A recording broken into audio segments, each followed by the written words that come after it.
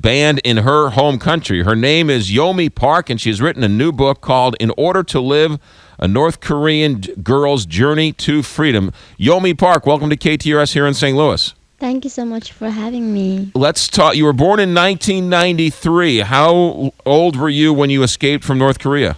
I was 13 years old. How did you get out? My mother and I, we were crossed Frozen River in 2007. By the help of human traffickers, we crossed the river. So you somehow raised enough money to pay off a human trafficker to take you, or they took you for other reasons? Yeah, they tricked us and we didn't know we were going to be sold. But they had another reason, and that's how they tricked us to go to China. So you went to China. How did you escape from them?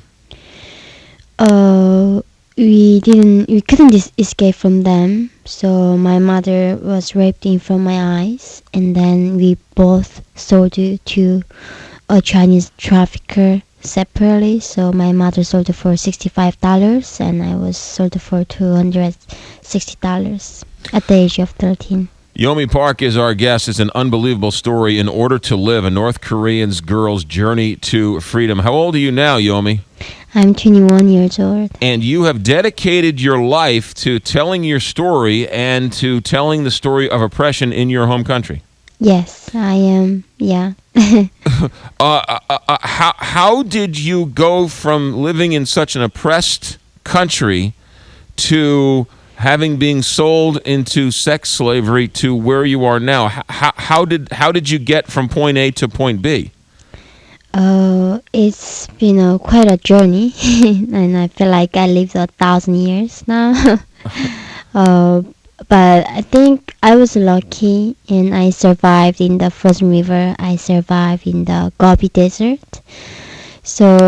And now I'm surviving, and also I'm hoping I would survive from Kim Jong-un's threat in the future. What is it about North Korea when you tell people they are most shocked over? Give us a sense of what you remember of your 13 years in North Korea. The thing only I remembered was American bastards. I never knew America was this diverse country, and I never knew freedom or human rights. I never knew those words. I didn't even know the word of love for human. All I knew about love was for the regime, and I was not aware people are free, can travel in the rest of the world, and they have enough food to eat. In North Korea, all I knew was all our enemies, like American bastards, trying to attack us at any moment, and our great leader is defending us from our evils. And that's what I learned, and I didn't know anything else better than that. So you did not even understand anything about America. You only thought America was coming to take away your country, North Korea. Yes, I thought there was monsters living in that country, and we were training to kill them and hate them every possible way. At what point, Yeonmi Park, talking about your new book, In Order to Live, a North Korean girl's journey to freedom, at what part did your mind finally say, wait a minute, maybe there's more than what I've been told?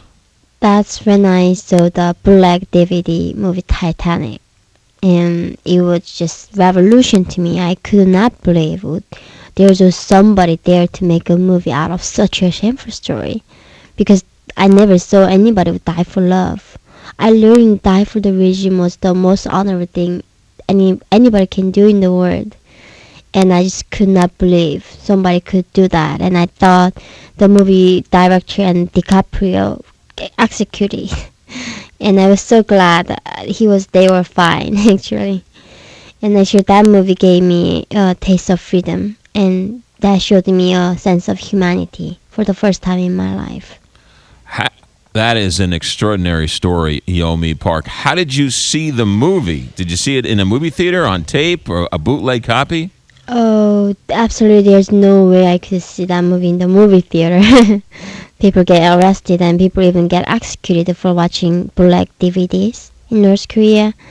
And I watched it in, I think, my uncle's house, and also our home. I saw that several times when I was really later and later. So yeah. Wow. Yeonmi Park, the book is called In Order to Live, A North Korean Girl's Journey to Freedom. Yeonmi Park, thank you for telling your story, and I'm sure there are people out there who will be just as inspired reading your book as you were watching Titanic. Thank you very much for telling your story. Thank you. 7:55, Big 550 KTRS.